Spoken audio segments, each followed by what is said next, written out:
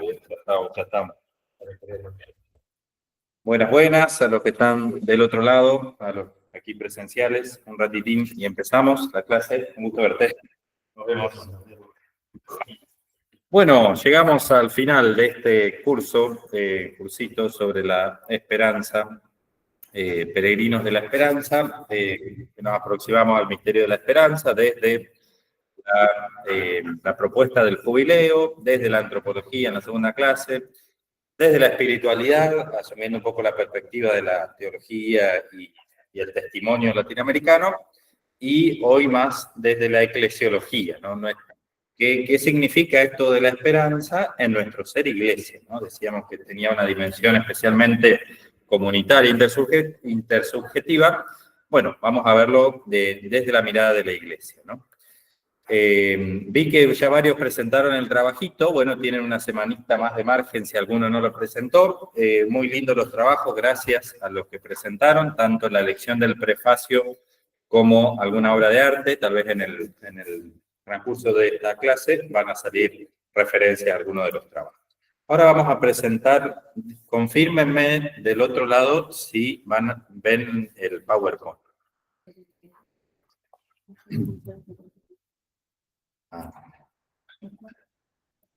Es.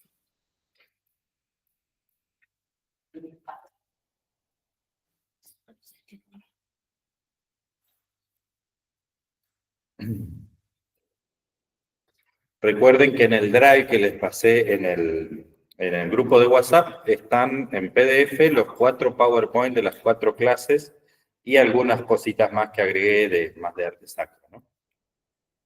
Bien, del otro lado están viendo, ¿no es cierto?, la presentación. Confírmeme alguien, no por mensaje, sino verbalmente, si no, no lo veo. ¿Sí? Sí, padre, bien, se ve bien. Fantástico, perdón la insistencia, pero la otra vez perdimos ahí media hora que quede grabada la presentación, era por eso. Bueno, seguimos. La cuarta clase es pensar la esperanza desde nuestro ser iglesia, ¿no? Una eclesiología de la esperanza, podríamos decir, ¿no? Y lo vamos a hacer analizando, mientras vamos mechando con un poco de arte sacro, el capítulo 7 de Lumen Gentium. En el Concilio Vaticano II, la Constitución dogmática sobre la Iglesia plantea, ya al final, ¿no?, antes de terminar con el capítulo 8, que habla de la Virgen María, en el capítulo 7 habla de la dimensión peregrinante y escatológica de la Iglesia, ¿no? Y cómo la Iglesia peregrina, que somos nosotros, está unida, íntimamente unida, a la Iglesia celestial, a los santos en el cielo, ¿no? Bien, dice, la Iglesia a la que todos estamos llamados en Cristo Jesús y en la cual conseguimos la santidad por la gracia de Dios, no alcanzará su consumada plenitud, sino en la gloria celeste, cuando llegue el tiempo de la restauración de todas las cosas, y cuando junto con el género humano, también la creación entera, que está íntimamente unida con el hombre y por él alcanza su fin, será perfectamente renovada en Cristo. Estemos atentos a las palabritas en negrita, ¿no?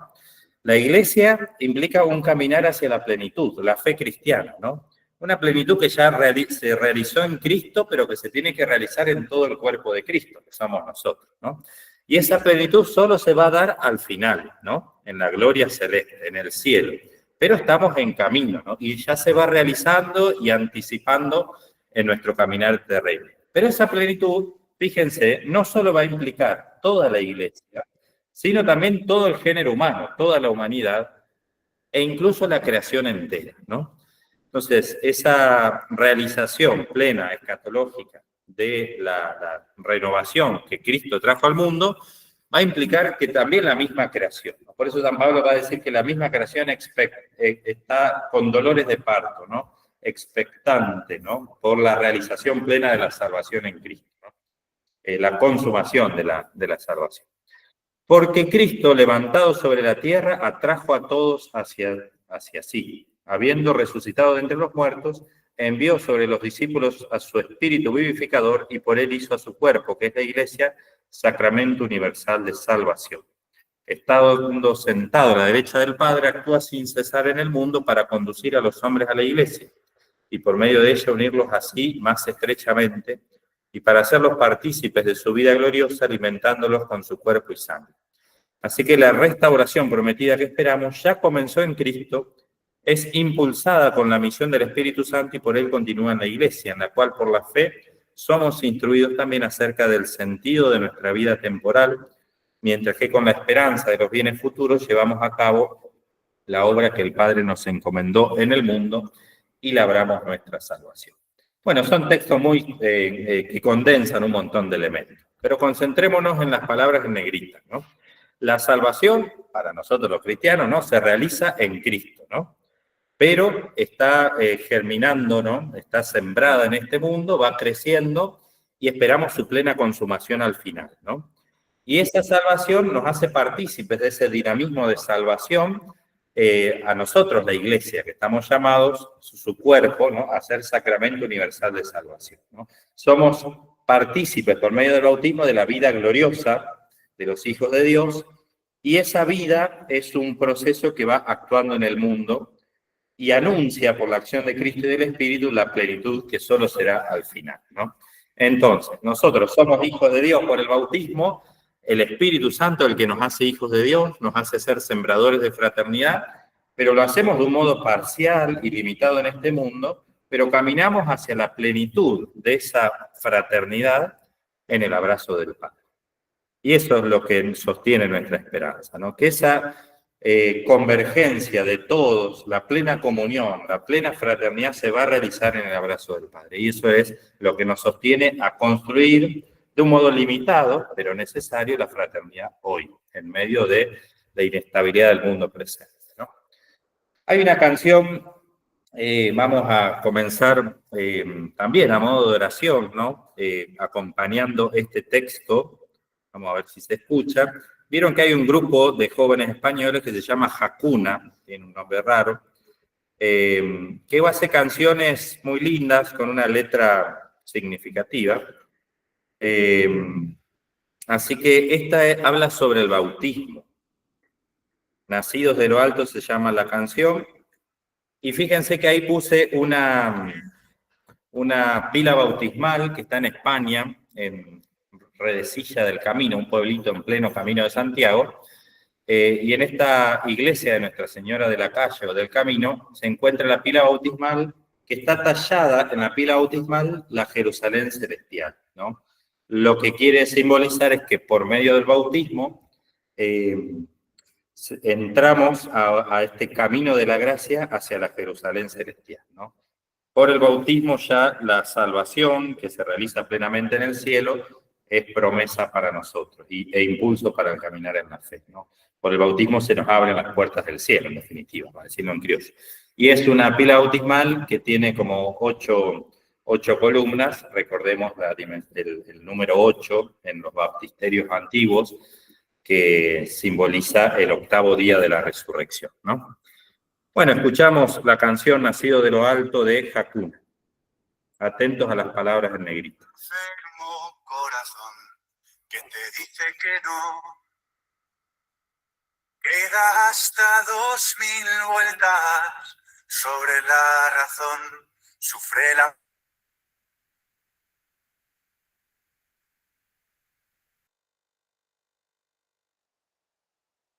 fricción entre el mundo y contigo.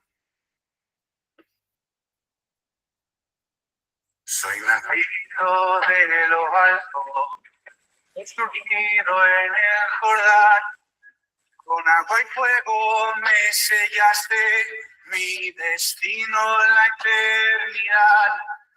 Ha empezado la batalla en cada corazón. Los cojos corren, los mudos claman, la victoria inevitable.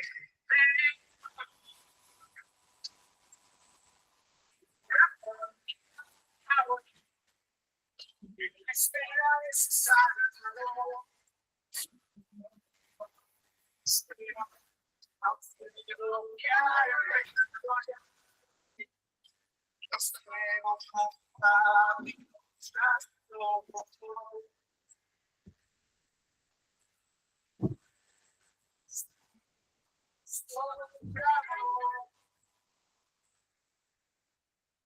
Prometida salvación que ya comenzó.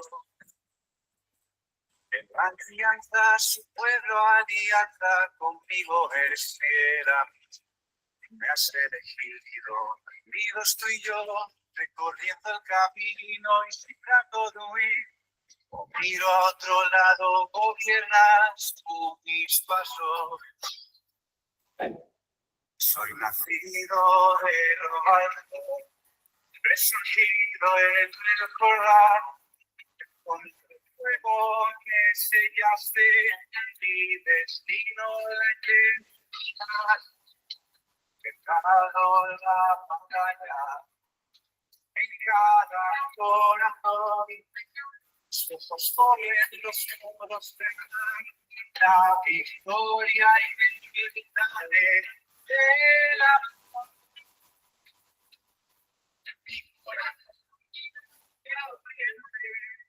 en este santo esperar aunque lo ya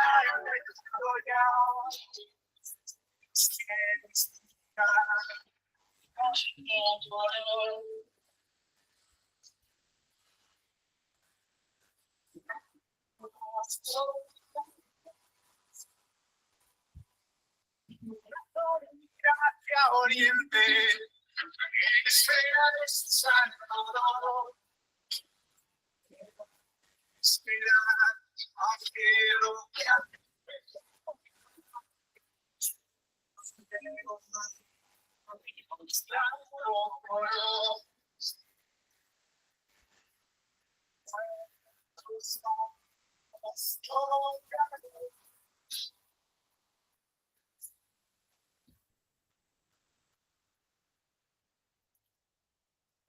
Bueno, la canción tiene varias intuiciones que nos hablan de la esperanza, ¿no? Una canción que habla del bautismo, ¿no? Primero esto de la lucha interior aparece mucho, el mismo ritmo de la canción con estos tamborcitos muy españoles de las procesiones, ¿no? De Semana Santa, acentúa esta dimensión bélica, ¿no? Que tiene la vida cristiana, ¿no? Pero fíjense cómo hace el contraste en la primera estrofa, ¿no? Entre simplemente sobrevivir con este enfermo corazón, ¿no? Que se niega a la gracia y que se hunde en el vacío. En cambio, vivir contigo es la vida eterna. O sea, vivir contigo vivir con Jesús, ¿no? Es la esperanza, ¿no? Lo que llena de color, lo que transforma la vida es la gracia de Dios, o sea, estar unido a Jesús, que es la fuente de toda gracia, ¿no? Y por el bautismo recibimos ese don, esa gracia. Por eso somos nacidos de lo alto, ¿no? Esta expresión bíblica. Resurgido en el Jordán, ¿no? En el Jordán ya no es un río físico de este mundo, sino que el río de vida es Cristo y el Espíritu. Con agua y fuego me sellaste, ¿no? El sello del Espíritu, el fuego del amor de Dios. Mi destino, nuestro destino como iglesia, la eternidad. Y eso exige asumir la libertad y la batalla que implica la fe también, ¿no? Y después el anuncio, ¿no? De los cojos, los mudos, de los pobres de este mundo que anuncian la victoria inevitable del amor, ¿no? La resurrección de Cristo, ¿no? La vida entregada de Jesús, que es fecunda porque resucita. Y esta expresión a mí es la que más me parece significativa, ¿no? Mi corazón mira hacia oriente. El corazón del cristiano está orientado hacia la resurrección. De oriente, del este, sale el sol, ¿no? El sol que sale cada día es un símbolo de la resurrección. Los primeros cristianos rezaban mirando hacia oriente, ¿no? Incluso las iglesias estaban todas orientadas, las iglesias antiguas, ¿no? El altar, el ábside del altar, estaba mirando hacia el oriente. Entonces, toda la comunidad miraba hacia el oriente, incluso el mismo sacerdote en un cierto momento también, ¿no? Luego se reemplazó, como no siempre se podía orientar la iglesia, se reemplazó ese estar mirando todos hacia oriente por una cruz, sobre todo en el periodo románico, pero con un Cristo glorificado, ¿no? En la cruz, pero con los ojos abiertos, pero vivo, ¿no? Anunciando la Pascua. Entonces no es tanto un lugar físico, oriente, sino que es mirar hacia la resurrección, hacia nuestra resurrección también en Cristo, ¿no? Y fíjense en negrita, dice, a un cielo que ha empezado ya, ¿no? El corazón del cristiano mira hacia oriente, pero descubre que ese oriente ya está encendido como chispa, al menos en el corazón de cada uno de nosotros, ¿no? Ya ha comenzado el cielo, ¿no? Cuando vivimos el amor entre nosotros, en definitiva, ¿no? Fíjense, los ciegos nunca vimos tanto color, ni muertos tan vivos por amor. O sea, la resurrección de Jesús es lo que le da color a la vida, ¿no? Lo que nos hace vivir plenamente. Y esa prometida salvación no es solo promesa, es promesa viviente, es promesa que se va realizando ya, que ya comenzó, ¿no? Y que va realizando la alianza de Dios con la humanidad, ¿no? Bueno, después refiere al camino, ¿no? Tú gobiernas mis pasos. Bueno, todas intuiciones que sintetizan un poco lo que fuimos hablando, ¿no?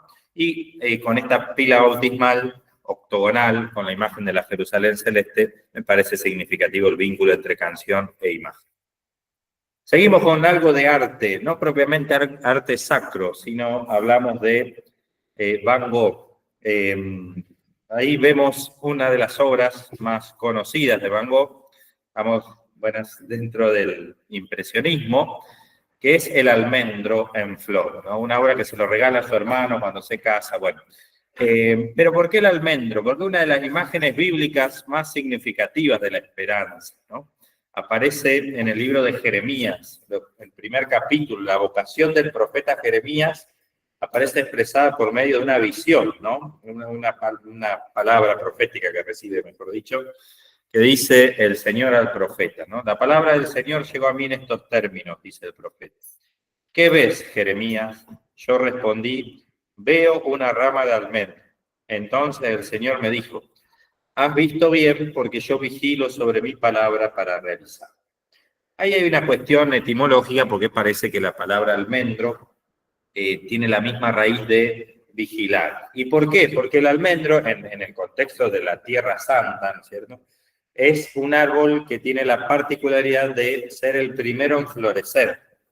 Cuando todavía es invierno, está terminando el invierno, empiezan a florecer los almendros, anunciando la primavera. Por eso es una imagen de la esperanza, ¿no? Porque incluso en medio del invierno, del dolor, de las dificultades, de la angustia, empiezan a salir los brotes que anuncian que el invierno tiene un fin, que viene la primavera, que la muerte del invierno no es el final, sino que viene la primavera de la Pascua, de la resurrección. Es una imagen hermosa, ¿no? Y esto de que Dios vigila sobre su palabra para realizarlo, ¿no? La palabra de Dios es viva y eficaz, ¿no? Es un dinamismo vital, ¿no? Que va realizándose en el mundo por más que no lo veamos. Y en el invierno, si uno ve un almendro en invierno, o un durazno, el almendro es como un primo del durazno, ¿no? A nosotros es más común ver los duraznos, y la flor es muy similar, ¿no? Uno ve y parece que está seco en invierno ese tipo de árbol, porque pierde todas las hojas y demás, pero después, al fin del invierno, ya empieza a despuntar los primeros brotes de las flores. Primero salen las flores y después las hojas, ¿no? Y esta florcita, muy pequeña, muy linda, entre blanca y a veces con un tinte rosadito, a veces es un anuncio de esperanza, ¿no? Hay una imagen que también en el arte cristiano se ha usado para simbolizar la esperanza, ¿no? El cristiano, la fe es la que dinamiza el corazón de tal manera que permite ver este despuntar de los brotes o de las flores del almendro en medio del invierno de las dificultades, ¿no? Bien, y esta obra de Van Gogh a nivel técnico dicen que es una de las más elaboradas, bueno, pero no me interesa tanto lo técnico, sino lo simbólico, ¿no? Y él se lo regala cuando se casa su hermano y estaba por nacer el sobrino, bueno, como un signo de esperanza también, ¿no? Más allá de lo atormentado que fue la vida de Van Gogh también, bueno, pero esta es una obra que conecta con esta cita bíblica. Seguimos analizando Lumen Gentium capítulo 7, la dimensión escatológica, ¿no? Vamos un poco a lo que está en negrita, ¿no? La plenitud de los tiempos ha llegado en Cristo a nosotros. Y la renovación del mundo está irrevocablemente decretada y en cierta manera se anticipa en este siglo, pues la Iglesia, ya aquí en la tierra, está adornada de verdadera santidad, aunque todavía imperfecta. Entonces decimos, ¿no? La salvación se realizó en Cristo por el misterio pascual. Encarnación, muerte, resurrección de Jesús, ascensión y envío del Espíritu, ¿cierto? El corazón de nuestra fe. La salvación ya está realizada, pero no está plenamente consumada, porque va creciendo. Solo va a ser plenamente consumada cuando todos y todo se salve, cuando Cristo y Dios sea todo en todo, ¿no? Dice la Sagrada Escritura, ¿no? Entonces está en proceso de expandirse la levadura en la masa del reino, ¿no? Esa semilla de mostaza que crece, ¿no? Todas imágenes que Jesús habla del reino, ¿no? Y se va extendiendo por el mundo por medio de la misión de la Iglesia. No solo por la misión de la Iglesia, pero necesariamente también por parte de su misión, ¿no? Porque el Espíritu actúa no solo en la Iglesia, sino también fuera misteriosamente de ella, ¿no? Pero por medio de la misión de la Iglesia se va extendiendo esta salvación. En Cristo se sembró, se realizó, ya estamos salvados en esperanza, pero necesitamos que esa salvación llegue a todos, ¿no? Y que todos la acojan, porque es una salvación que implica una propuesta de nuestra libertad, ¿no? No es una salvación impuesta, y hasta que no todos acojan libremente la salvación, bueno, no va a ser plenamente consumada la salvación. Fíjense que esto de realización y consumación es un lenguaje muy esponsal. Ustedes saben que en el matrimonio cristiano se hace la celebración en la misa, no, en la iglesia, ¿no es cierto? Y el consentimiento matrimonial es lo que une a los esposos, ¿cierto? Entonces, cuando se da el consentimiento matrimonial, el matrimonio está realizado, ¿no es cierto? Pero solo se consuma en la unión sexual, ¿no? Algo así podríamos, haciendo un paralelismo, ¿no?, con la salvación. O sea, la salvación ya está realizada en Cristo, pero la plena consumación está cuando todos los hijos de Dios nos dejemos abrazar por Dios, ¿no? Y toda la creación, ¿no? Y todo, no solo toda la iglesia, sino toda la humanidad. Perdón, te voy a pedir.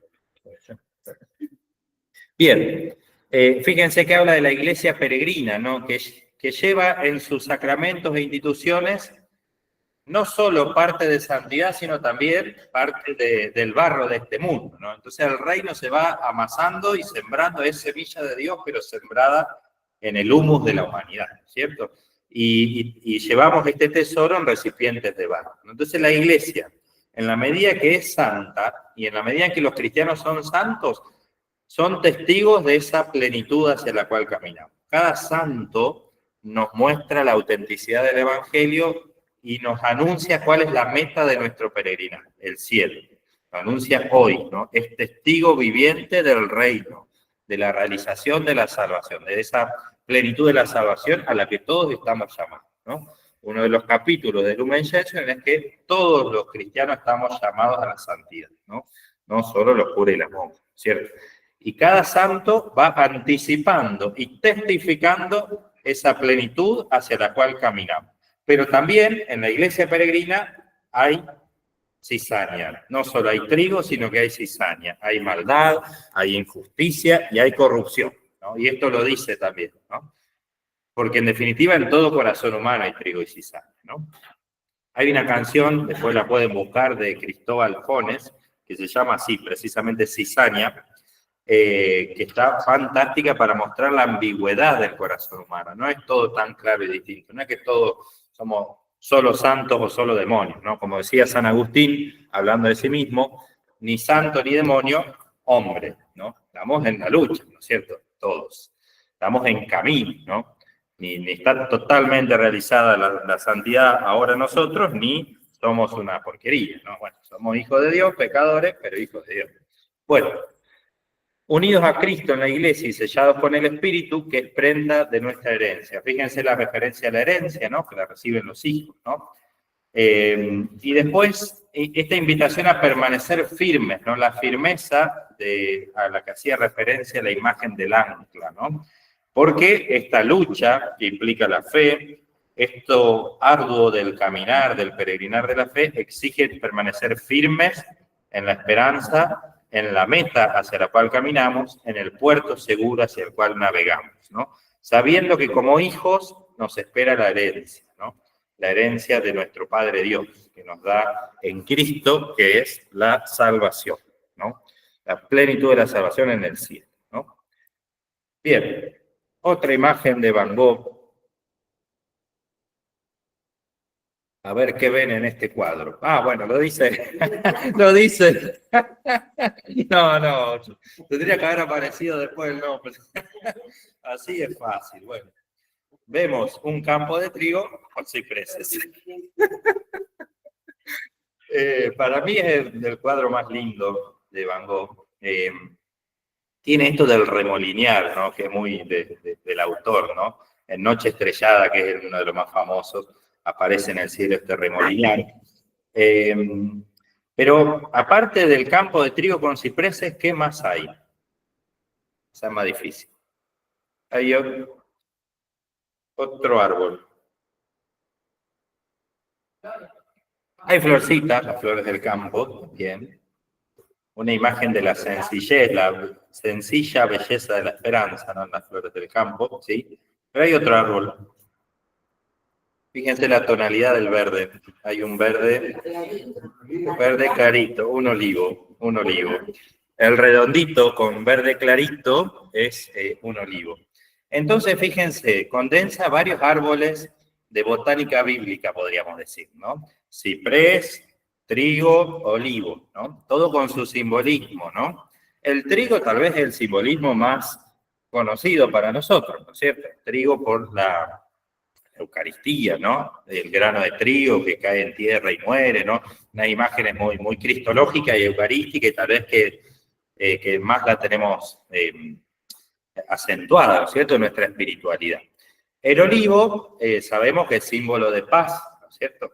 Y símbolo de esperanza también, lo veíamos con las catacumbas, con esta imagen de la paloma con el ramo de olivo, que refiere al arca de Noé.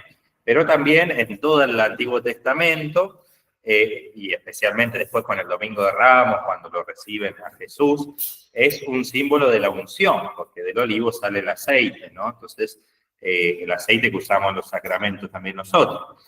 La unción sacerdotal, real del Antiguo Testamento, en Cristo está plenamente realizada, y se hace presente a nosotros por los sacramentos, bautismo, confirmación, unción de los enfermos, bueno, y demás. Por el bautismo todos somos ungidos, sacerdotes, profetas y reyes, ¿no? Todo el pueblo es sacerdotal, como anunciaban el profeta, ¿no? Pero bueno, el olivo es símbolo de paz y también símbolo de esperanza, ¿no? El trigo también es símbolo de esperanza. Hay una expresión que aparece en el Evangelio de Juan, luego del encuentro de Jesús con la samaritana, que a los discípulos Jesús les dice: levanten los ojos y miren los campos que ya están dorados para la cosecha. Bueno, yo lo usé como uno de los lemas de la ordenación. En esa imagen, en esa expresión de Jesús, parece como que es algo anecdótico. Bueno, simplemente está diciendo que está... Pero no, todo tiene su sentido, ¿no? Lo dice luego del encuentro con la samaritana, ¿no? La cosecha del reino es todas las naciones que van a... Entonces, nosotros somos enviados como discípulos de Jesús a cosechar lo que Él sembró, ¿no? Fíjense esto de la cosecha es abundante y los trabajadores son pocos, ¿no? Nosotros vamos a cosechar los frutos del reino que se sembró en Cristo, en este mundo, ¿no? La iglesia, la gran cosecha escatológica de la iglesia va a lo largo de los siglos cosechando los frutos del reino sembrado en Cristo. Y son frutos de santidad, frutos de entrega, frutos de justicia, de compromiso, de paz, ¿no? Y para hacer esa cosecha, los discípulos tenemos que levantar los ojos y mirar los campos. Fíjense, parece un poco paradójico, ¿no? Levantar la mirada implica salir de la autorreferencialidad, ¿no? Mirar hacia lo alto, ¿no? Somos nacidos de lo alto, ¿no? Hacia las cosas de arriba. Levantar los ojos para ver el horizonte y ver el campo. Entonces, es mirar hacia lo alto, pero al mismo tiempo mirar desde lo alto, si se quiere, no solo el horizonte, sino los campos, o sea, el pueblo de Dios. Hay que mirar a Dios sembrado en el pueblo. hay que mirar a Dios actuando en el pueblo, en la comunidad, que va haciendo germinar esa semilla del reino, plantada hoy en nuestra historia, en nuestra comunidad, en nuestra familia.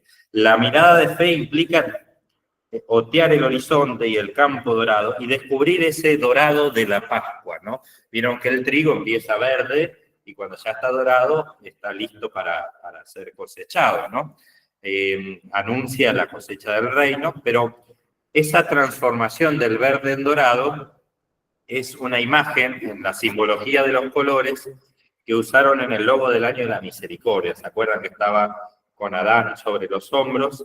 Y el color de la túnica de Adán, en ese mosaico imagen del año de la misericordia, era una mezcla de verde y dorado. Porque el verde en la Biblia, en la simbología cristiana de los colores, es una imagen de la vida, pero de la vida perecedera, ¿no? Que pasa. Lo verde crece un día y después se marchita y se va, ¿no? Una vida, ¿sí? Vida que es fruto de Dios, pero pasajera, ¿no? Que de algún modo contiene el anuncio de la precariedad de la vida, ¿no? En cambio, el dorado, el verde que se va haciendo dorado, es una imagen de la divinización, o sea que Dios, al sembrarse en este mundo, hace que la vida pase a ser vida con mayúscula, ¿no? Como dice uno de los prefacios de difuntos, que uno de ustedes lo eligió, ¿no? Con la muerte la vida no se termina, sino que se transforma, ¿no? Entonces, ese pasar del verde al dorado del trigo, que expresaron en Adán, que lleva el buen pastor en el logo del año de la misericordia, muestra este proceso del reino que va transformando, divinizando la realidad y haciendo que esta misma vida nuestra, se haga vida eterna, ¿no? Bien, trigo, olivo, más conocido. Ciprés. Fíjense la cita de Oseas. Volverán a sentarse a mi sombra, harán revivir el trigo, florecerán como la viña y su renombre será como el del vino del Líbano. Efraín, ¿qué tengo aún que ver con los ídolos? Yo le respondo y velo por él. Soy como un ciprés siempre verde y de mí procede tu fruto. No hay fecundidad sin la gracia de Dios, ¿no? Y eso es una invitación también a la humildad, ¿no? Porque sin Cristo nada podemos hacer, ¿no? Separados de mí, nada pueden hacer. Por eso, San Agustín, comentando ese evangelio, decía: oh Señor, contigo todo, sin ti nada, ¿no? Solo unidos a la vid que es Cristo podemos dar fruto, ¿no? De Dios procede nuestra fecundidad, ¿no? Solo en Él nuestra entrega es fecunda, ¿no? Pero la imagen, aparte de aparecer el trigo, aparece el ciprés siempre verde. ¿Qué les parece que simboliza el ciprés?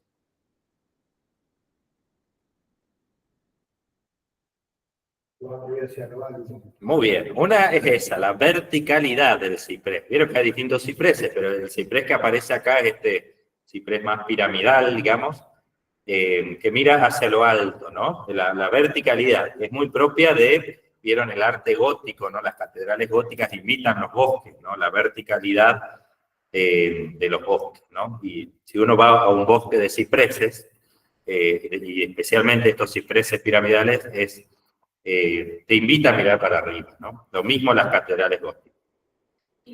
Sí. El trigo que era de verde a amarillo. Ajá. ¿Qué significa? El trigo que cambia de color, en la cita de Jesús significa que es tiempo de la cosecha y del juicio del reino, ¿no? De la realización del reino en él, ¿no? ¿Cómo que esto no pasa a queda siempre verde? Claro, ahí está la diferencia. Sí, claro, exactamente. Ahí vemos la diferencia de tenés razón. El ciprés no se hace dorado. Bueno, ahí no están conectados los símbolos. Cada símbolo, como todo símbolo, es limitado, ¿no? Pero expresa una dimensión de la esperanza. Lo del trigo, que es de verde pasa a dorado, simboliza esta divinización, ¿cierto? Porque el dorado en el arte cristiano es una imagen de la gracia, ¿no? De la transformación de la gracia, ¿no? En cambio, el verde, el permanecer siempre verde, una característica de los cipreses y de la mayoría de los pinos en general, es que nunca pierden las hojas, o la van renovando, pero siempre queda, no queda como el almendro o el durazno, que quedan las ramitas. Claro, entonces eso es una imagen aquí en el profeta Oseas de que Dios siempre permanece con su pueblo, ¿no? Imagínense lo que es un ciprés en el desierto, ¿no? O sea, un árbol que permanece siempre verde en un lugar donde hay poco, de por sí hay pocos árboles. Acá nosotros estamos en una sobreabundancia de verde, ¿no? Pero en medio de lo duro de un paisaje medio desértico, que algo permanezca verde es también una imagen de la esperanza, ¿no? Por eso no solo la verticalidad del ciprés, sino el permanecer siempre verde es como un anuncio de esta vida que permanece, ¿no? Y la esperanza tiene que ver con eso, ¿no? Pero ahí entra en colisión con la otra imagen del verde adorado, que es del trigo. Bueno, sí, porque son símbolos distintos, y bueno, cada uno tiene su significado, ¿no? Pero bueno, aquí condensa Van Gogh los tres símbolos, ¿no? El trigo, el olivo y el ciprés. Por eso este símbolo del ciprés, que nos invita a mirar hacia lo alto y que permanece siempre verde, ¿no? Anunciando esta vida eterna, una vida que permanece, se usaba mucho y se usa en los cementerios, ¿no? Sobre todo en los cementerios más rurales, en muchos se ponía o se pone el ciprés, a veces también el olivo, ¿no? Pero bueno, sobre todo el ciprés como signo de esperanza, ¿no? Hasta ahí estamos. ¿Alguna pregunta? ¿Comentario? Bueno, ¿dónde aparece el ciprés? En la Basílica de la Sagrada Familia de Barcelona. ¿Vieron esta basílica que todavía se está construyendo?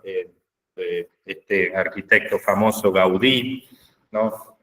Si bien es un estilo único, pero bueno, tiene mucho de modernista, pero también de reinterpretación del gótico por la verticalidad. Ahí sí que uno entra y es como un gran bosque adentro por las columnas arboladas que tiene y demás. Bueno, necesitaríamos una clase específica para todo lo que es la basílica. Solo nos vamos a concentrar en dos imágenes muy lindas de la esperanza, ¿no? El ciprés que aparece coronando la fachada del nacimiento, ¿no? Aparece en la fachada del nacimiento la Sagrada Familia, Jesús, María y José, expresada en un montón de imágenes, de escenas bíblicas, toda esculpida en piedra, y cada uno representando la fe, la esperanza y la caridad, ¿no? La fe María, la esperanza San José, la caridad Cristo, ¿no? Y coronando el pórtico de la caridad, que es el pórtico central dentro de la fachada del nacimiento, termina en un ciprés, que alude a esta imagen profética del Antiguo Testamento, que es símbolo de esperanza. Y el ciprés está lleno de palomas, ¿no? Ahí vemos el ciprés, ¿no es cierto? Lleno de palomas, como imagen de este cobijarse a la sombra, ¿no? De esta vida que permanece, ¿no? De este ciprés siempre verde, que es una imagen en definitiva de Cristo resucitado, ¿no? Donde la vida permanece. Y después termina coronándose con una cruz, con un símbolo trinitario, ¿no? Y en el ciprés también hay unas escaleras unidas al ciprés, como imagen de esto del sueño de Jacob, ¿se acuerdan? En el Antiguo Testamento, donde soñó que había una escalera que unía el cielo y la tierra, y los ángeles subían y bajaban, ¿no? ¿Qué significa? El ciprés es una imagen en definitiva de Cristo y de nuestra esperanza en Cristo, que une cielo y tierra, ¿no? Verdadero Dios, verdadero hombre, se realiza el sueño de Jacob y sobre todo de una vida compartida para nosotros, ¿no? Está esta escalera al cielo realizado en el ciprés, que en definitiva también es la cruz, ¿no? Y la resurrección de Jesús. Entonces, por medio de Cristo, en Cristo tenemos acceso al Padre, en Cristo somos herederos de la vida eterna, de la herencia de los hijos, en Cristo participamos de esta vida que permanece, que anuncia el ciprés, la vida de la esperanza, y en Cristo nos cobijamos a las sombras de las alas de Dios como los pájaros. Vieron que los salmos dicen, me cobijo a la sombra de tus alas, ¿no? Esto de cobijarse a la sombra del árbol es una imagen también del abrazo del Padre, de algún modo también, ¿no? Los pájaros, vieron el Salmo 83, 84, creo que es, que los pájaros encuentran un nido donde poner sus pichones, yo lo encontré en tus altares, Señor Dios del universo. Un canto, ¿no? de peregrinación también hacia el templo de Jerusalén, que habla de que el descanso del cristiano está a la sombra de las alas de Dios, ¿Dónde anida el corazón del cristiano? En Dios, ¿no es cierto? ¿Dónde está el refugio del cristiano, ¿no?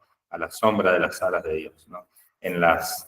Y la cruz, hay también varios mosaicos, bueno, hay uno en la Basílica de San Clemente, lo podríamos haber sumado, en el ábside de la Basílica de San Clemente en Roma aparece una cruz que empieza a salir de la cruz un montón de ramas, porque es como la gran vid de la iglesia y aparecen todos los santos en las ramas, y en esas ramas un montón de pájaros de toda especie, ¿no? Mostrando cómo toda la humanidad encuentra en la cruz, que está transfigurada por la resurrección, un refugio. La cruz no pasa de ser un instrumento de tortura a un signo de esperanza, ¿no? La cruz también es signo de esperanza, pero la cruz, no la cruz solo ensangrentada, sino la cruz gloriosa, ¿no? Por eso en las cruces románicas, estamos hablando siglo XI, XII, XIII, Cristo aparecía con vestidura sacerdotal, vivo, resucitado, en la cruz y resucitado. Y por eso las cruces empezaron a adornar. Surgió lo que llaman la cruz gemada, ¿no? Llena de joyas y oro. En el arte bizantino y el románico, a la cruz se la adornaba, ¿no? Y después siguió haciéndose en parte, pero después, un poco en la espiritualidad cristiana más moderna, se asentó, tal vez demasiado, sobre todo en el barroco, la dimensión más cruenta, ¿no?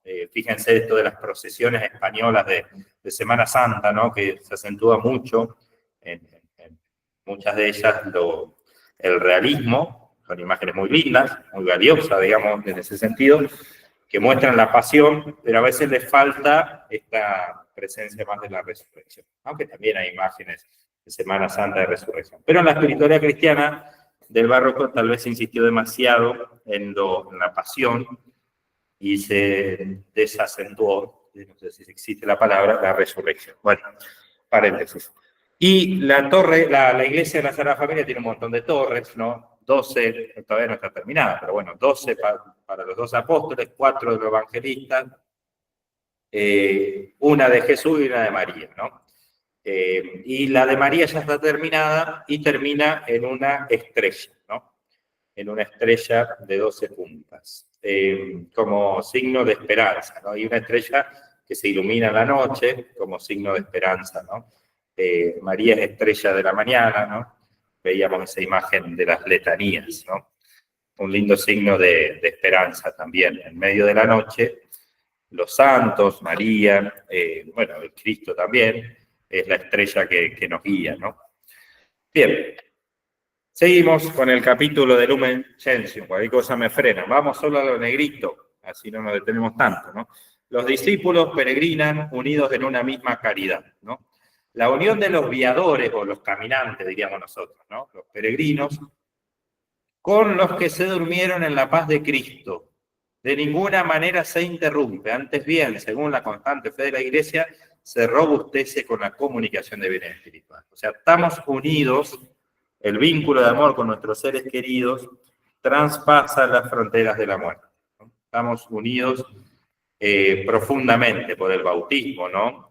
Por la fe a nuestros hermanos. Entonces la Iglesia peregrina está unida a la Iglesia celestial, ¿no? A los bienaventurados. Y por eso la oración por los difuntos, una tradición presente ya desde los inicios de la fe cristiana, ¿no?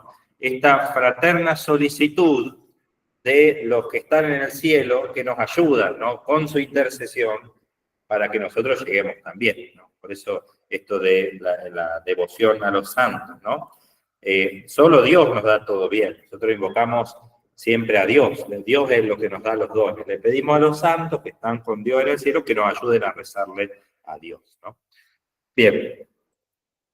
Esta unión de la iglesia peregrina con la iglesia celestial, que intercede por nosotros, está expresada en Rávena, en la iglesia de San Apolinar el Nuevo, en Italia, en estos mosaicos bizantinos, donde aparece la procesión de los mártires y de las vírgenes. Fíjense dónde está ubicada, ¿no? En el ámbito de la nave central, ¿no? Arriba, por lo que sería una especie tribuna. En esa pared, sobre las columnas, sobre esos arcos de la nave central, que une la nave central con las naves laterales, se encuentran estos mosaicos donde aparecen arriba los mártires, vemos de un lado los mártires, en la imagen de arriba, con la corona del martirio y las palmas del símbolo del martirio, y abajo las vírgenes con la corona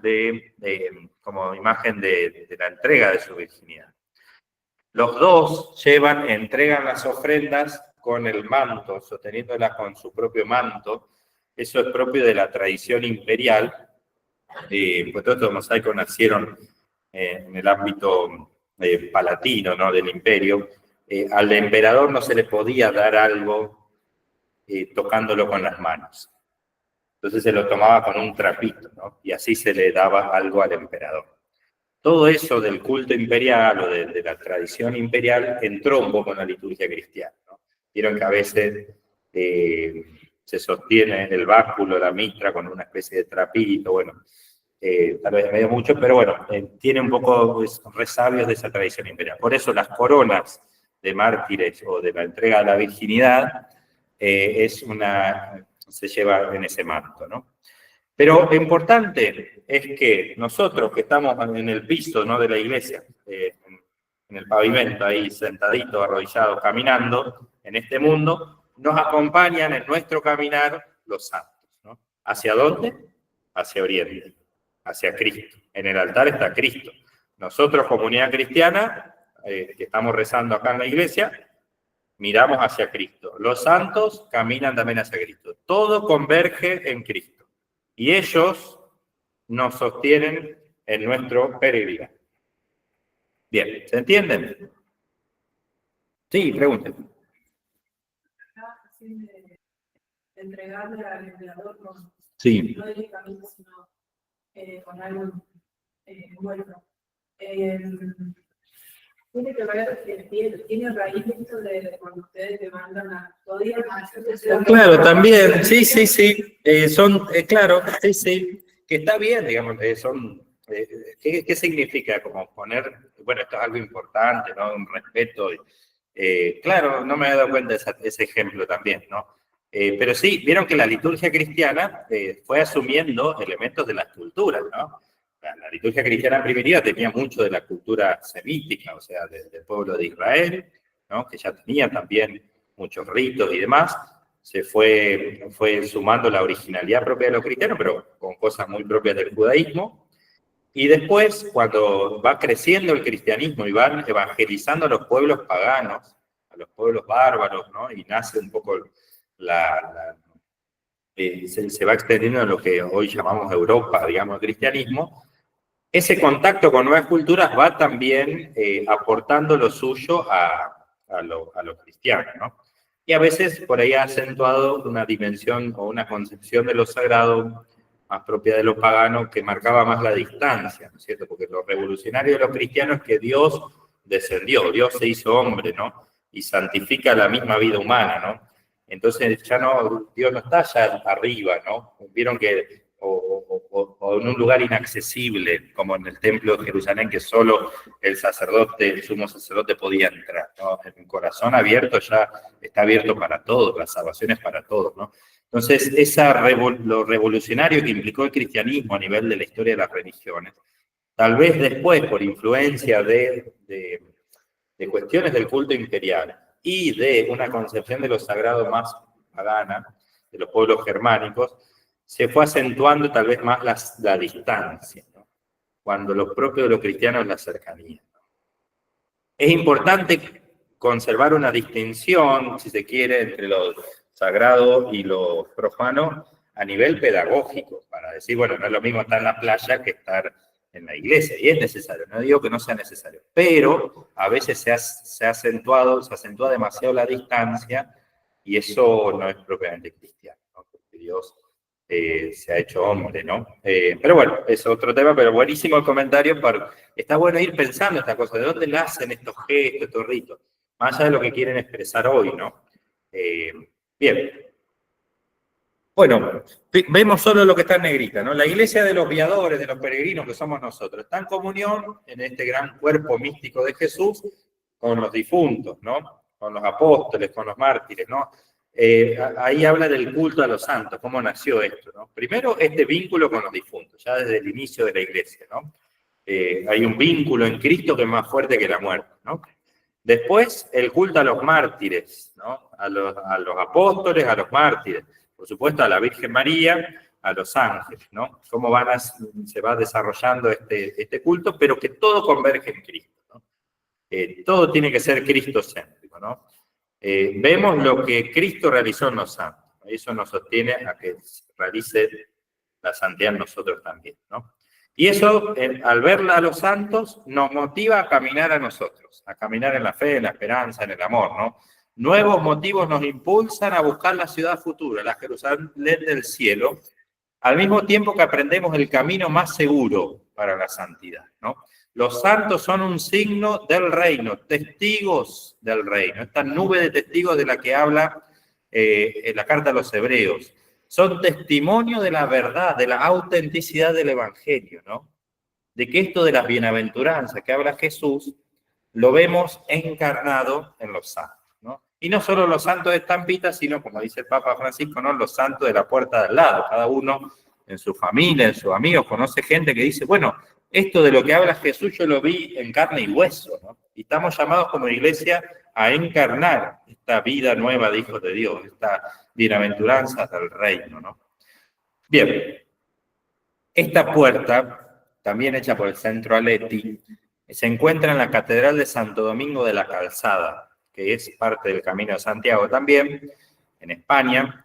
La hicieron hace poquito, un par de años después del Año de la Misericordia, y es un resumen de la parábola del Hijo Pródigo, ¿no? Es la puerta del perdón, la puerta de la misericordia, y aparece, fíjense, en la parte de arriba,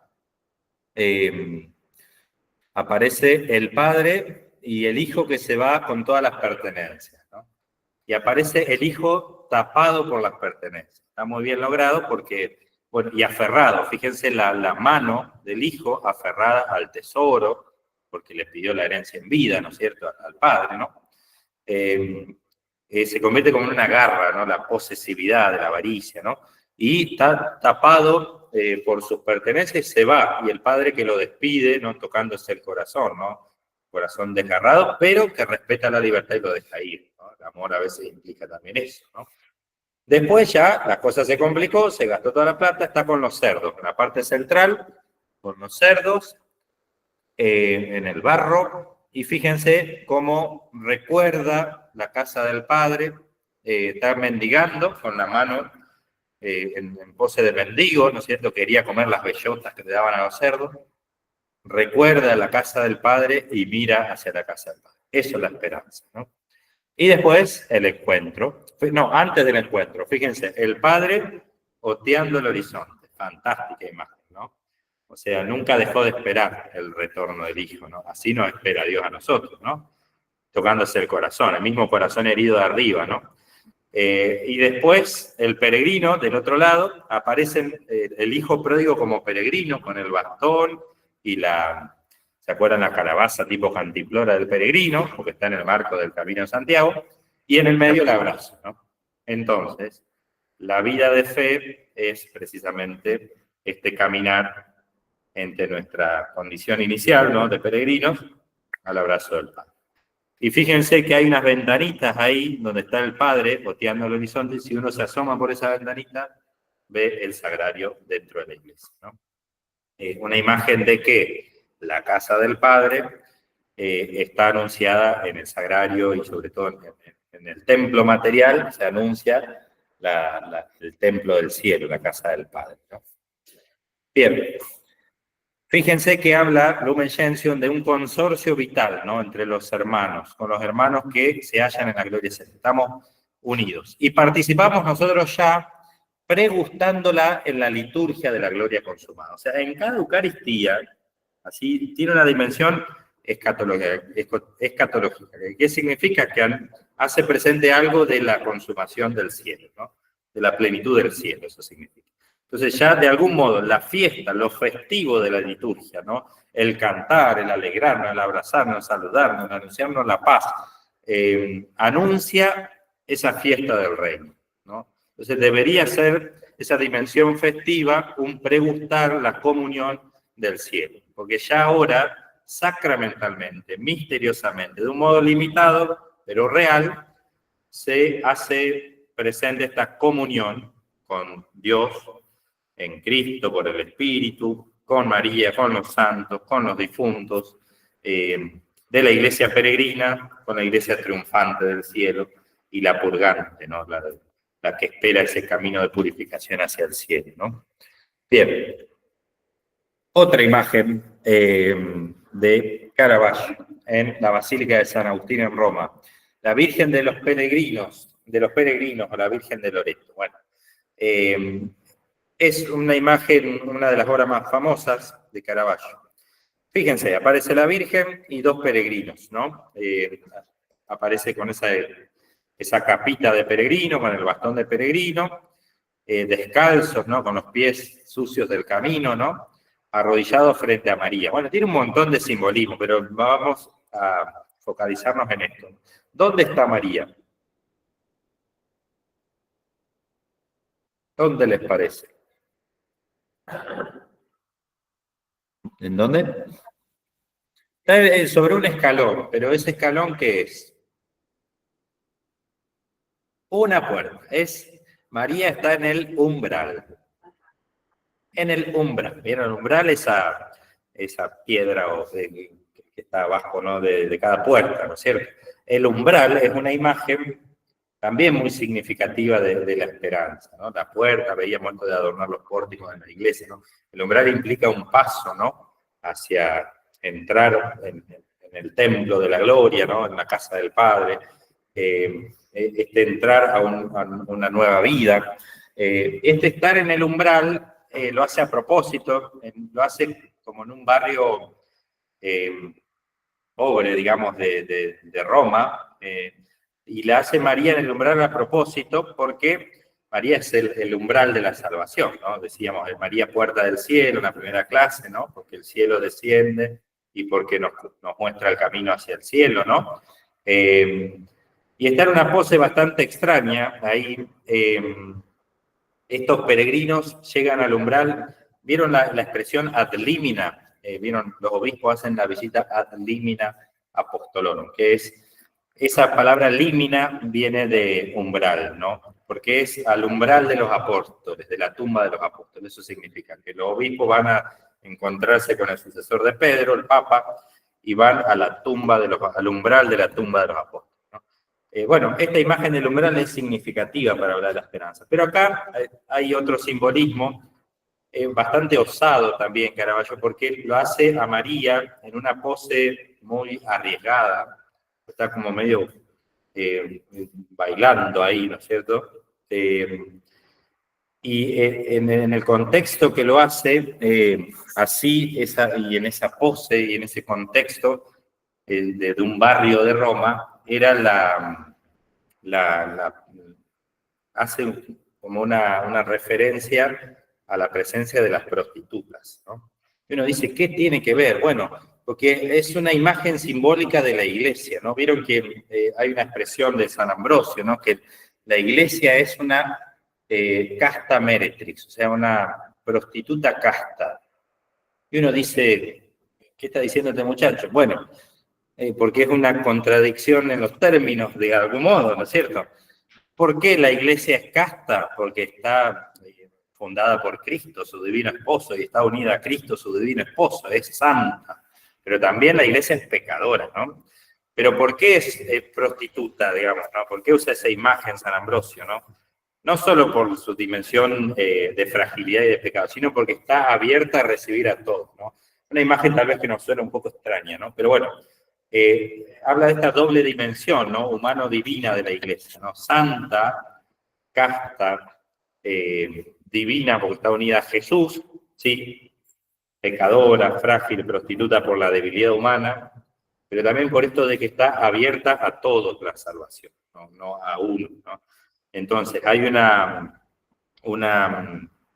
un vínculo de... Ay, no me sale cuando es con una sola persona. Bueno, así como el matrimonio es con una sola persona, no me sale el término, o sea, el único esposo de la iglesia es Cristo, ¿no? Pero está abierta a engendrar un montón de hijos, ¿no? Y está abierta a todo. Bueno, una imagen un poco... exclusividad, claro, eso, no me salía el término. La exclusividad esponsal de la iglesia es Cristo, indudablemente, ¿no? Pero está abierta la salvación a todos, ¿no? Y engendra un montón de hijos, ¿no? Bueno, esa es un poco la imagen de Ambrosio. Algo de eso quiere expresar. Y también, como es una virgen de Loreto, vieron que en Loreto se cree, según la tradición, que está trasladada a la casa de la Virgen María, ¿no? Entonces, ese estar en el umbral refiere a la casa de Loreto. O sea, lo que nos está mostrando que la verdadera casa santa es la Virgen María. Entonces, la Virgen María es la verdadera casa santa de Loreto, porque lleva al mismísimo Jesús, pero al mismo tiempo la hace en un barrio, romano, en una pose así medio de prostituta, ¿no? Bueno, es bastante osado, pero muestra esta doble dimensión, lo santo y lo abierto a todos, ¿no? Bueno, es muy significativa la imagen. Sí, pregunte. Aparte, ¿cómo interpretar la obra de la fotografía? ¿Fue propio de...? No, lo hago por amor al arte. No, sí. No, me gusta y lo investigo y me gusta. No, ahora hay mucho, si bien hice algunos cursitos, pero hay otras cosas, por ejemplo, yo sigo muchos en YouTube, ahora hay contenido muy bueno. Por ejemplo, después lo voy a subir, está en italiano, pero creo que se puede poner subtítulos, que explica este cuadro. Todo esto que les dije está explicado. Yo tampoco, no te preocupes. No, yo no hubiese interpretado. Ah, bueno, sí. Sí. No, y después, por ejemplo, en las redes sociales yo sigo varios grupos. Por ejemplo, hay unos locos que les encanta el románico, entonces te van subiendo y a veces descubrís cosas que no son tan conocidas y el simbolismo. Pero bueno, es por gusto, ¿no? Sí. Y a mí me ayuda y creo que también compartiéndolo ayuda a otros. Y también vieron que hoy estamos un poco en la era de la imagen, ¿no? Entonces las palabras se las lleva viendo, ¿no? Pero las imágenes calan más hondo, ¿no? Y ayudan más a expresar también el misterio, ¿no? Y es muy propio de lo cristiano. Vieron que en otras religiones, con el miedo de la idolatría, están prohibida toda imagen, ¿no es cierto? En el pueblo de Israel se hacía una imagen idolatría, ¿no es cierto? No te hagas ninguna imagen. ¿Por qué la espiritualidad cristiana y por qué hay arte cristiano? Porque Dios se hizo hombre. Porque Dios asumió un rostro y asumió la humanidad y se encarnó. Podemos representar a Dios. Y ahí está la respuesta, porque en un momento se metió en la iglesia esta influencia del judaísmo, que también lo tiene el Islam, que lo tienen imágenes, ¿no es cierto? Que se llama iconoclasmo. O sea, la aversión a cualquier imagen porque se considera que es una idolatría. En un momento se metió en la iglesia y hubo todo un debate y después, bueno, gracias a varios santos se defendió porque igual fue el argumento. No, nosotros, primero que no adoramos las imágenes, no simplemente son imágenes que nos recuerdan la salvación obrada en Cristo, la vida de los santos, ¿no? Porque nosotros adoramos en espíritu y en verdad, ¿cierto? Y el único que merece culto de adoración es Dios, ¿no? Bueno, veneramos a los santos, a la Virgen, la obra realizada por Dios en ellos, como testimonio, como impulso de su testimonio, de su intercesión. Pero ¿por qué podemos representar a Dios? Porque Dios se hizo hombre, si no sería blasfemia representar a Dios, sería idolátrico, ¿no? Pero porque Dios asumió un rostro humano y una vida humana, podemos representar. Ese fue el argumento de los padres y bueno, así se superó esa tendencia. Después con el protestantismo volvió eso. El protestantismo, vieron los protestantes, volvieron un poco, porque también había exceso, ¿no? También en la espiritualidad cristiana de los santos, a veces se le daba más importancia a los santos que a Cristo. Y eso nos puede pasar y es un problema, ¿no? El Concilio Vaticano II trató de purificar eso, y hay que siempre purificar. El que nos salva es Cristo, ¿no? El santo no me ayuda con su intercesión, con su ejemplo y hasta ahí nomás. Entonces siempre hay que equilibrar un poco, ¿no? Pero bueno, en el protestantismo también se volvió un poco a esa mirada iconoclástica de ninguna imagen. Entonces uno va a una iglesia protestante, a lo sumo está la cruz sin Cristo y la palabra de Dios. Bien, ya terminamos el capítulo 7 de Lumen Gentium, resumido, ¿no? Y el capítulo 8 habla específicamente de la Virgen María, solo una partecita, el penúltimo punto de Lumen Gentium, dice que María es signo de esperanza cierta y de consuelo para el pueblo peregrino. En María vemos la imagen y principio de la Iglesia, que habrá de tener su cumplimiento en la vida futura. Así en la tierra precede con su luz al peregrinante pueblo de Dios, como signo de esperanza cierta y de consuelo hasta que llegue el día del Señor. Fantástica expresión del... María es signo de esperanza y de consuelo, ¿no? De esperanza porque en ella vemos realizado el reino, como en los santos también, pero en María plenamente. Una humanidad totalmente transfigurada, transformada, renovada por la gracia de Dios. La vemos realizada en María. Por eso cuando vemos una imagen de María, vemos lo que la Iglesia es y está llamada a ser. Siempre que en toda imagen bíblica que aplicamos a María, se la podemos aplicar a la Iglesia, ¿no? Por eso también en esta obra de Caravaggio podemos hacer una lectura eclesiológica.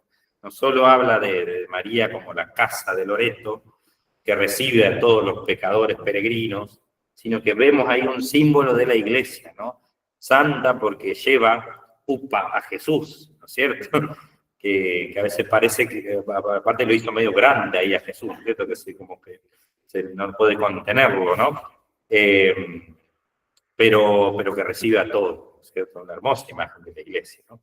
Fíjense esta referencia al Día del Señor. Uno de ustedes eligió el prefacio del domingo, que dice, ¿no? Hasta que llegue el domingo sin ocaso en que la humanidad entera entrará en su descanso, ¿no? Qué lindo. Muchos santos pedían morir el día domingo, ¿no? Como signo de esperanza, ¿no? Pero más allá del día, ¿no? Es simbólico, ¿no?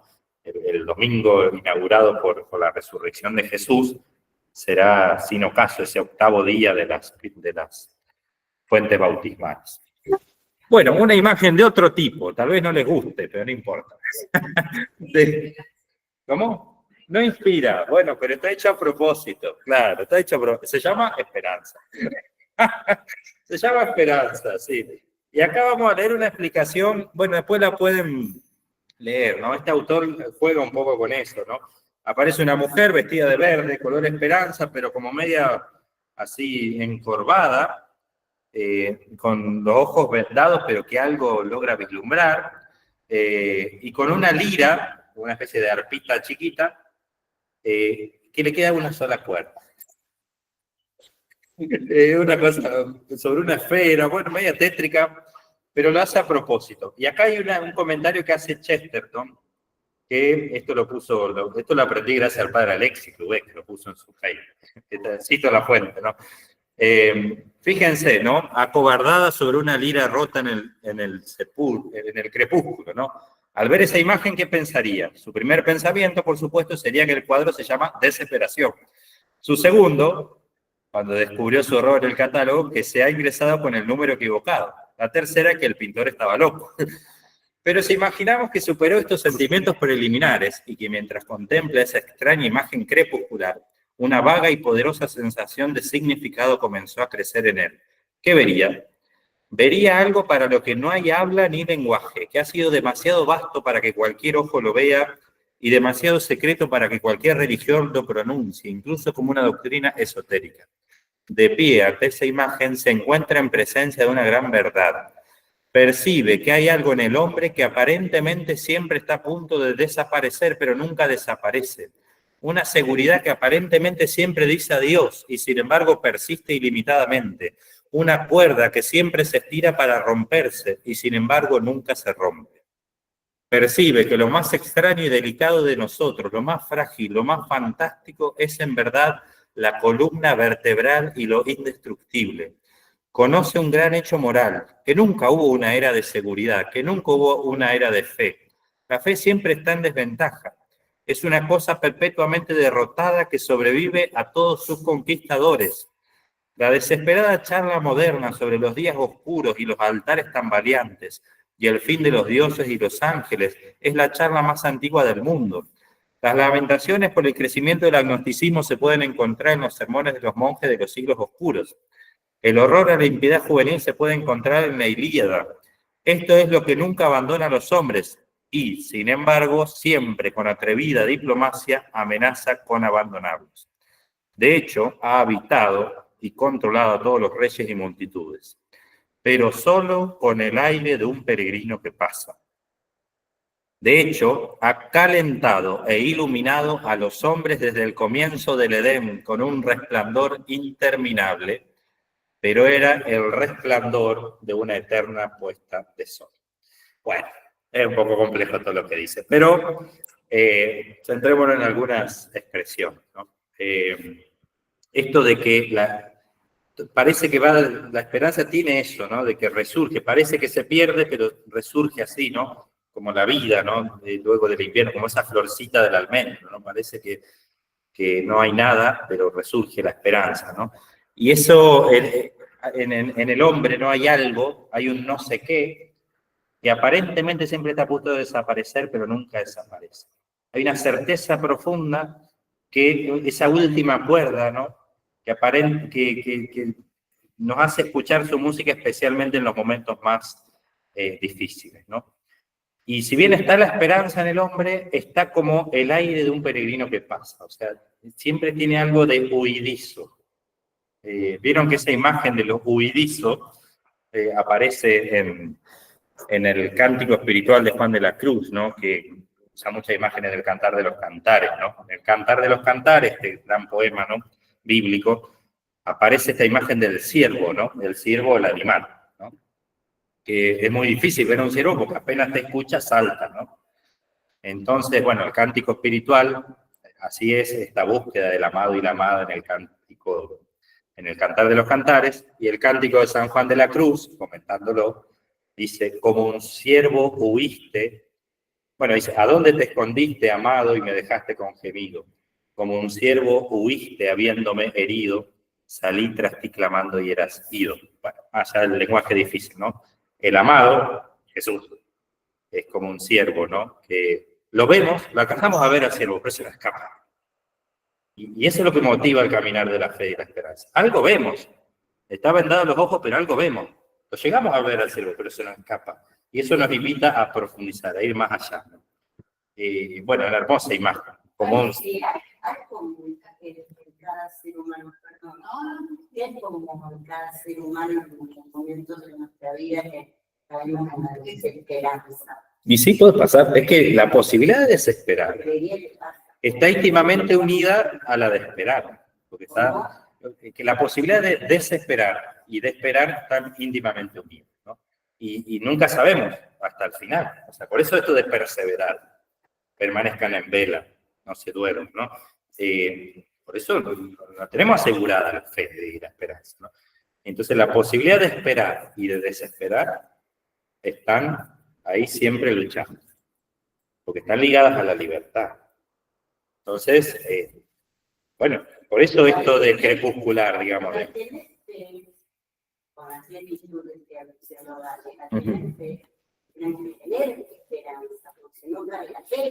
Están íntimamente unidas, sí. O sea, no puede haber esperanza sin fe, ni fe si no se haga esperanza. Sí. Sí.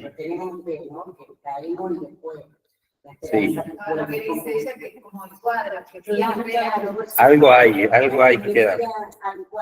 Y yo creo que si algo queda es por la fidelidad de Dios. Bueno, nosotros tenemos la posibilidad de decirle que no a Dios, ¿no? Pero más por el bautismo, ¿no? Lo que queda es la marca del bautismo, somos ungidos, ¿no? Y eso siempre nos va a impulsar desde dentro a volver a Dios, ¿no? Yo lo digo eso un poco en el bautismo, ¿no? Y esa esperanza que calienta e ilumina, dice Chesterton, ¿no? Es luz que ilumina el camino, pero que también enciende el corazón. Y por más que parezca que hay solo cenizas, siempre un rescoldo bajo las cenizas queda.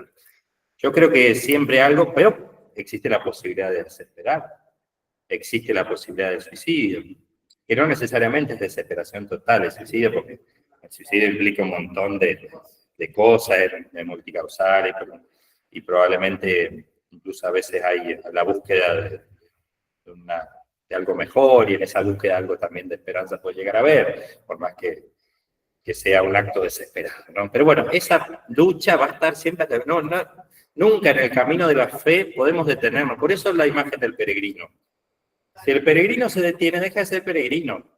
Si nosotros nos detenemos pensando que ya tenemos asegurada la fe, estamos al horno. ¿Es así? Por eso la esperanza siempre, como un ciervo huiste, ¿no?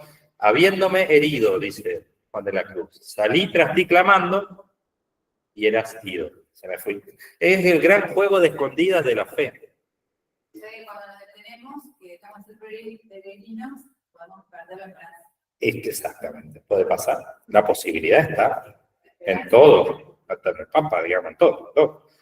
Hasta solo al final de nuestra vida podremos saber.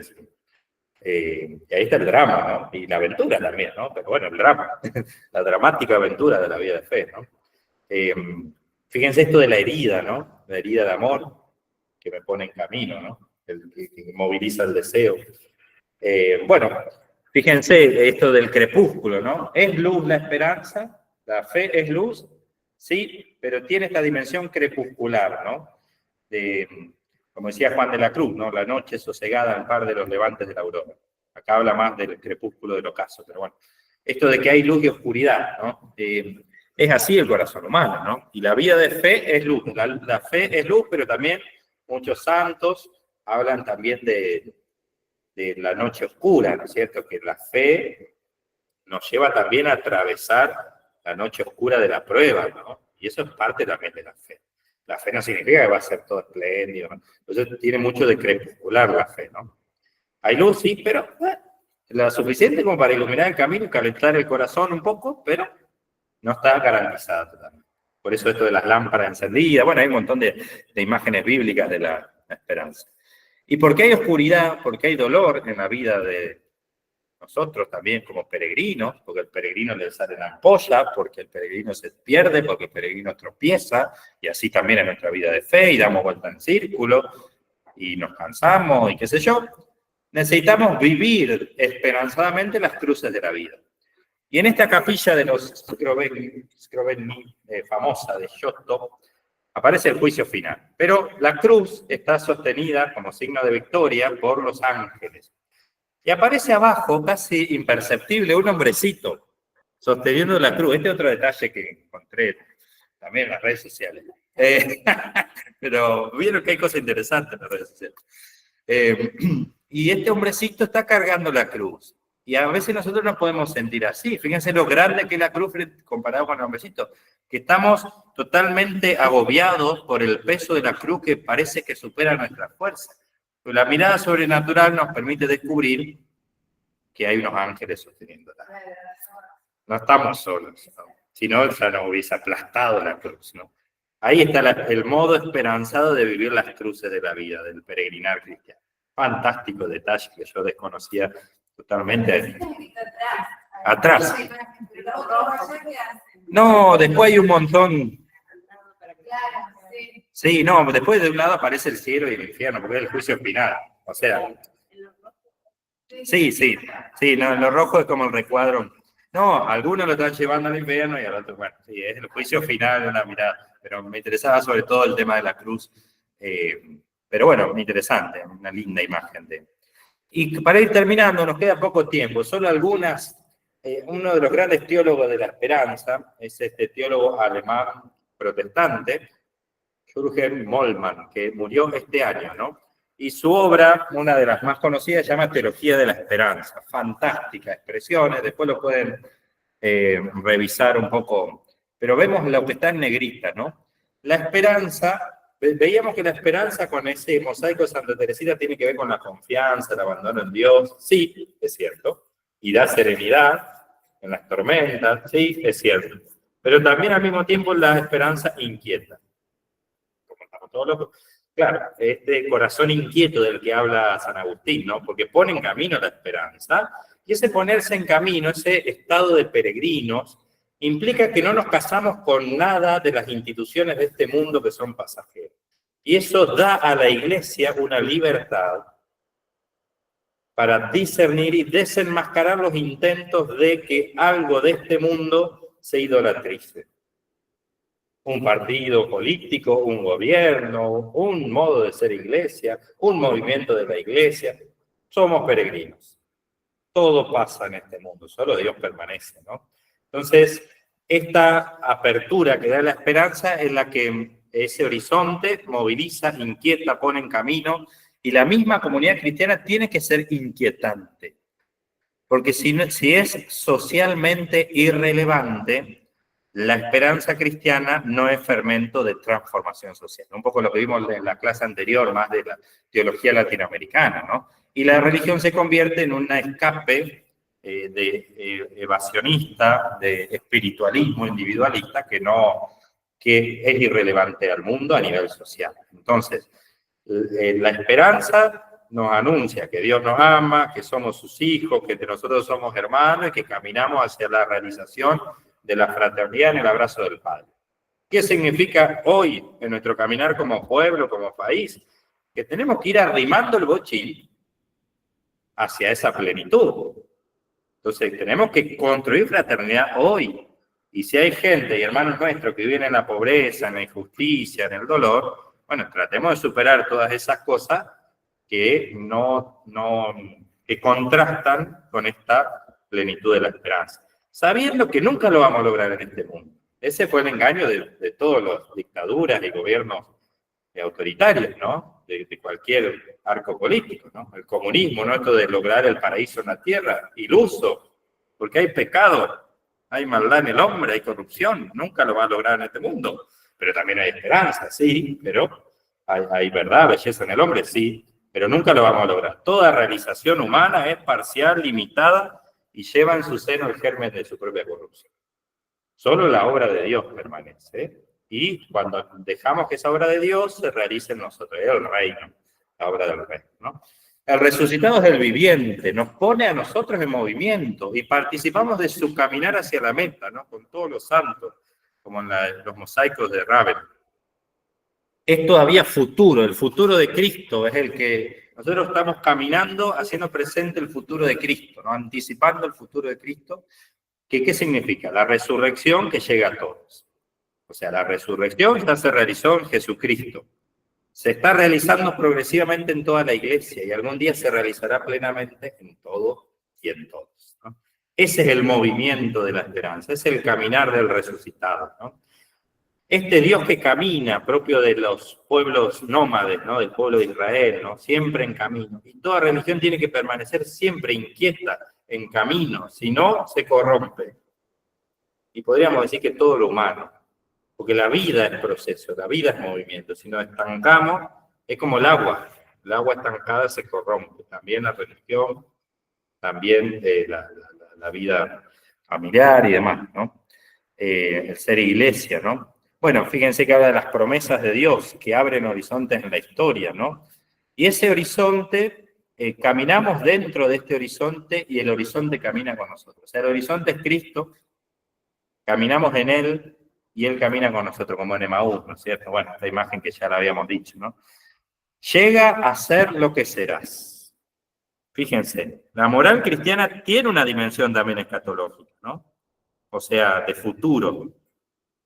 No tenemos que ser como éramos antes, como si fuera el paraíso perdido, ¿no? Sino que tenemos que llegar a ser lo que seremos en el futuro de Cristo, en la resurrección, ¿no? Entonces, caminamos hacia una plenitud que todavía no está realizada, pero estamos en camino, ¿no? Y esa resurrección de Jesús genera, perdón por el lenguaje un poco difícil, pero bueno, líneas de tendencia y latencias. Bueno, entonces, la resurrección es un movimiento, ¿no? Vivo, ¿no? Es la marcha del evangelio vivo, dice Evangelii Gaudium.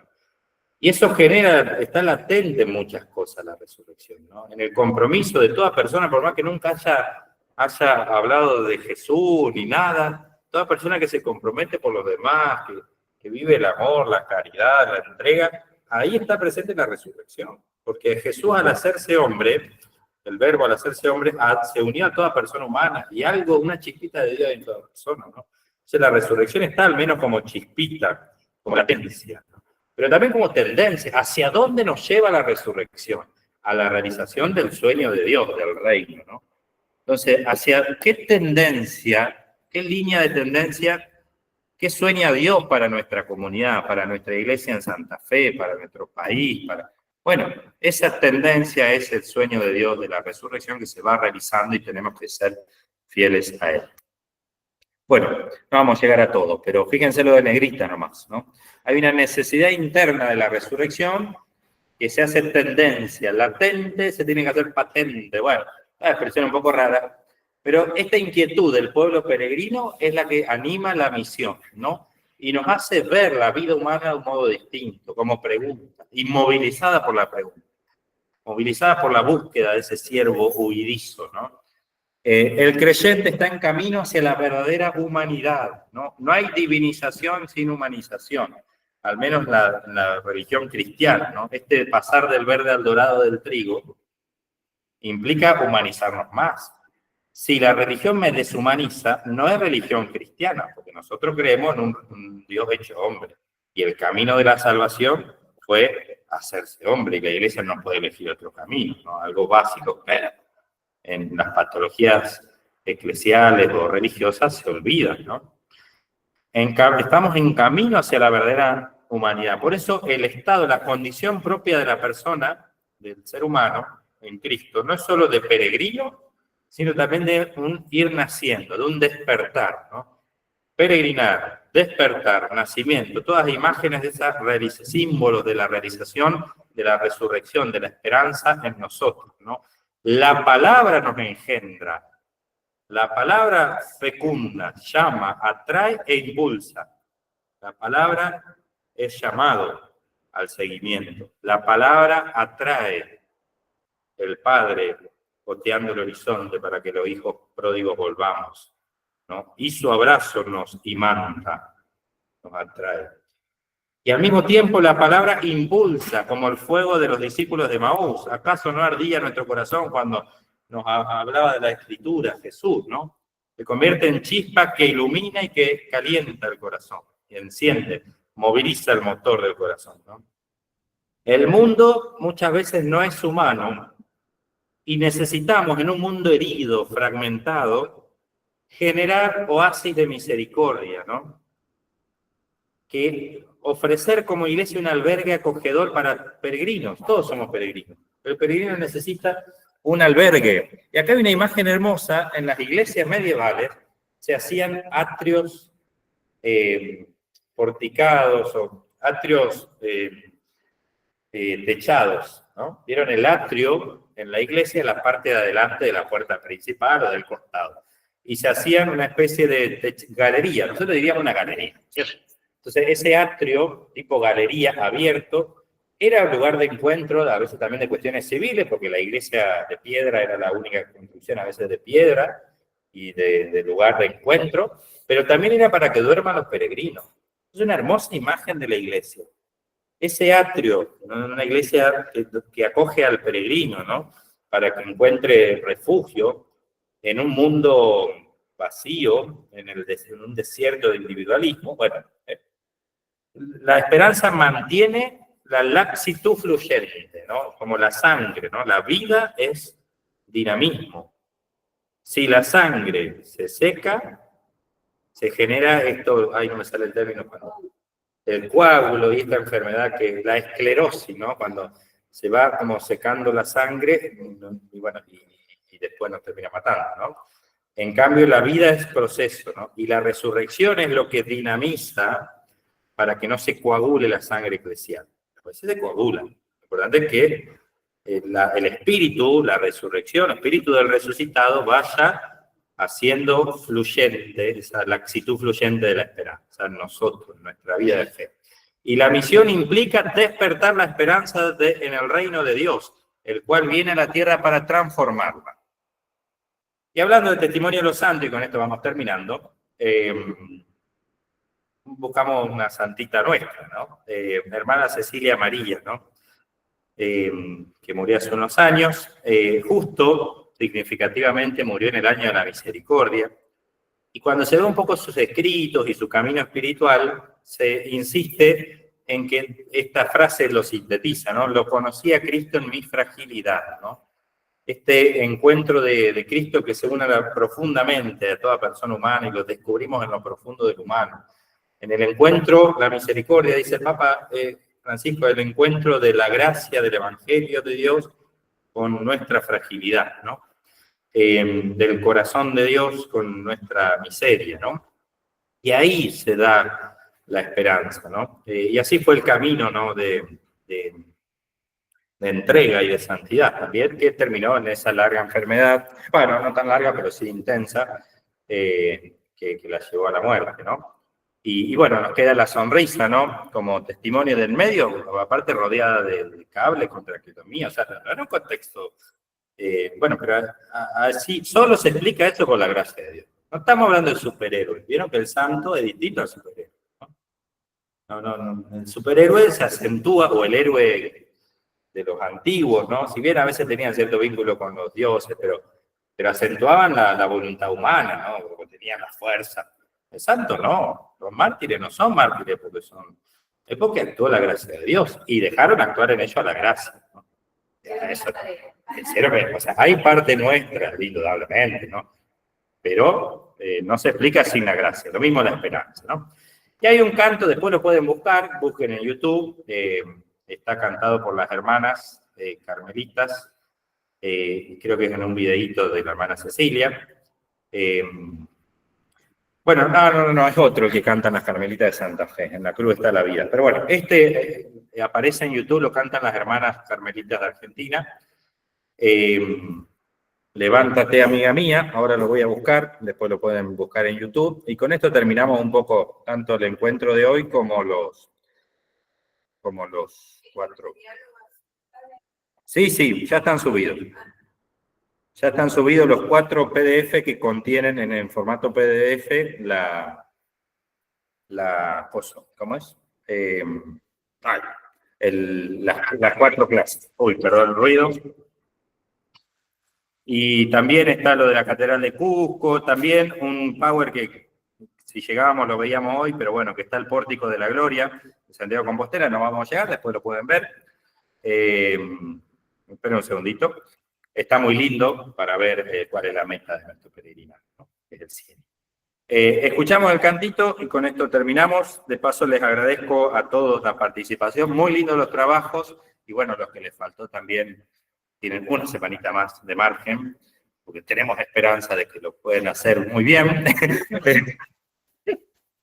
Pero terminamos, fíjense, con este mosaico de la resurrección, María Magdalena y el resucitado. Es fantástica esta imagen, ¿no? Aparece ahí la tumba vacía, ¿no? La oscuridad de la muerte, pero que invadida por el rayo de dorado, ¿no? De la gracia de la resurrección. Y aparece este diálogo, ¿no? De la mañana de Pascua. María Magdalena acentúa el de escuchar, ¿no? Con su brazo extiende su velo, formando como un gran oído, ¿no es cierto? Porque ella que escucha, su nombre, ¿no? María le dice, y ahí lo reconoce, ¿no? Entonces, la esperanza implica también reconocer el llamado de Dios que nos llama también cuando estamos en lo profundo de la oscuridad, ¿no? Y el darse vuelta, ¿no? La conversión también implica dejar de mirar la oscuridad, nuestro dolor, ¿no? Como dice una oración de las exequias, ¿no? Para que, consolados con la luz de tu presencia, superemos las tinieblas de nuestro dolor, ¿no? Y darnos vuelta hacia la mañana de Pascua que es Jesús, ¿no? Y fíjense que Jesús señala al Padre, no me retengas, voy al Padre, ¿no? El costado abierto de Jesús aparece.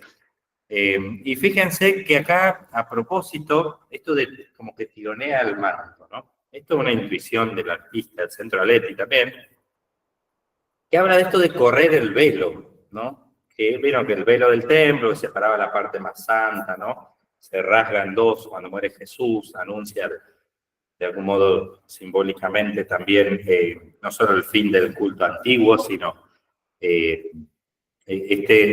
romperse el velo habla del misterio también de la muerte, ¿no? Hay un canto que hacen las carmelitas también, que se llama Cuando caiga el velo, ¿no? El velo que no me deja ver totalmente, ¿no? Así como en una cortina translúcida, ¿no? Algo vemos, pero cuando caiga el velo, una imagen bíblica, ¿no? Ya veremos cara a cara. Así como antes en el matrimonio a la mujer se la tapaba con un velo y antes del casamiento solo se la veía como entre el velo, ¿no es cierto? Y después se develaba. Así es el encuentro cara a cara con Dios. Ya no vemos como en un espejo borroso, que es lo propio de la luz de la fe, vemos pero no vemos, sino que vamos a ver cara a cara, ¿no? Entonces este correr el velo, de algún modo habla de que ya no va a haber mediación, digamos, ya no va a haber nada que se interponga al encuentro del amado y la amada, ¿no? Sí, hay una poesía de San Agustín, no de San Agustín, no, San Juan de la Cruz, ¿no? Oh llama de amor viva, que tiernamente hieres de mi alma en el más profundo centro, pues ya no eres esquiva, acaba ya si quieres, rompe la tela de este dulce encuentro, ¿no? De romper la tela habla de que ya en la experiencia mística o de fe o de comunión con Jesús en la oración, hay un anhelo de que este encuentro sea definido. Por eso todo eso de algún modo expresa en ese correr del velo, ¿no? Pero bueno, escuchamos la canción mirando un poco la imagen y a modo de oración. En nombre del Padre, del Hijo y del Espíritu Santo.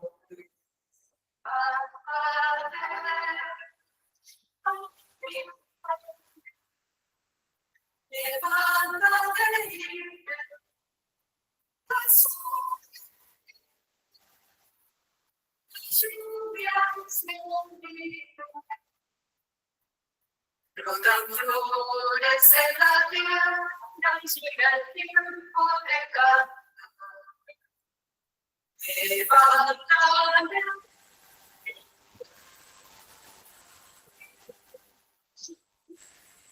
Mi oído me suelta.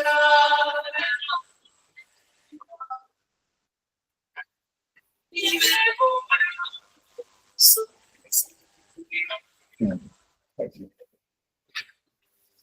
mi amor es libre, somos las manos. Sos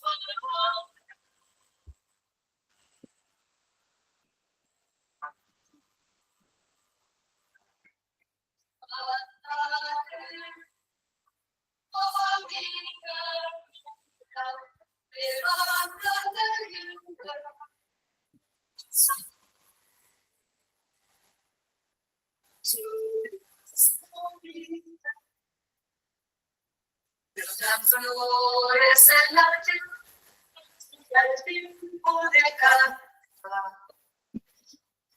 Brotan flores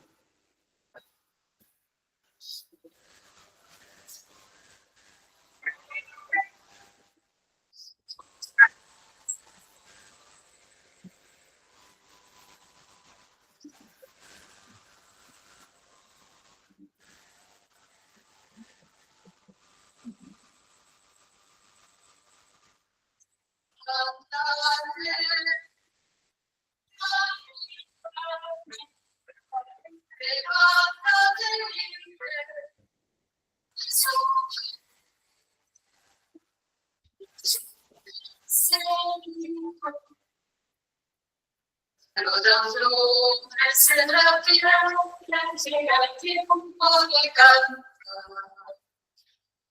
Levántate.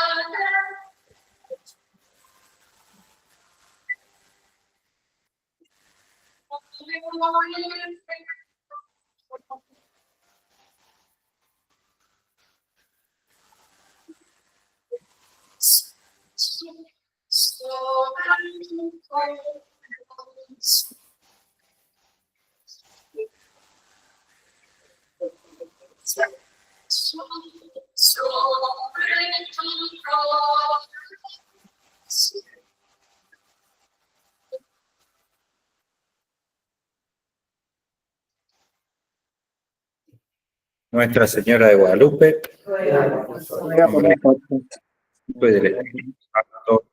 Amén. Bueno, muchas gracias a todos. Ahí no queda nada. Ahí está. Bueno, Un minuto, Padre, gracias. bueno, Gracias a vos, gracias por tu tiempo, por tu amabilidad, por este hermoso cierre del año de la escuela, porque con este último módulo finalizamos los módulos del 2024. 2025, Dios mediante, será otra historia. Los invitamos, los esperamos a todos. Y una última invitación, el sábado 16 de noviembre tenemos el retiro del instituto en la Casa de las Hermanas Eucarísticas.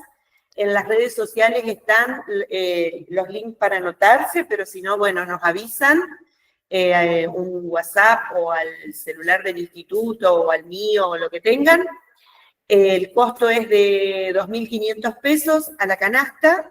Lo predica el padre Alejandro Bovero y es de 9 a 17 horas. Así que bueno, están invitadísimos todos, los de acá, los que están en casa, si pueden y quieren, los esperamos con todo gusto. Gracias por todo. Gracias, padre. gracias. Sí.